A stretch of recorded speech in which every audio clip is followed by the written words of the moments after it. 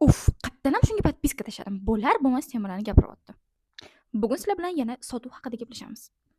Balkim agar o'zimni vlogimda ko'proq shunaqa sotuv haqida emas, marketing haqida, qanaqa qilib tezroq boyib ketishingiz haqida ma'lumot berganimda yoki shunaqa narsalar haqida ko'proq gapirganimda, mani obunachilarim tezroq o'sgan bo'lardi.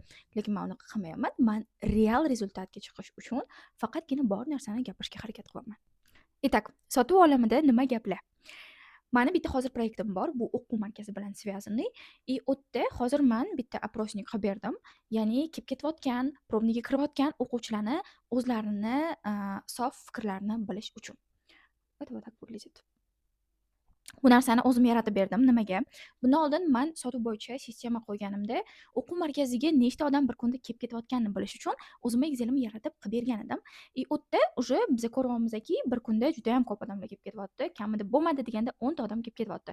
Lekin o'shandan shartnomalar juda ham protsenti kam.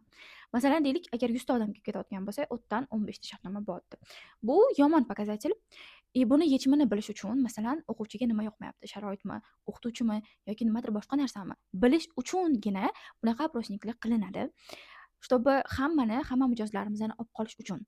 Отдел продаж yaxshi ishlayapti, sotyapti, o'quv markazigacha olib kelyapti, probniga kiryapti o'quvchi, undan keyin yo'q bo'lib ketyapti. Bu yerda sotuvi aybi yo'q, faqatgina o'quv markazida nimadir связанный bo'lishi mumkin. Shuni bilish uchun hozir опросник yaratdim и bu sistema ishlashni boshladi. Shunaqa yengilliklar.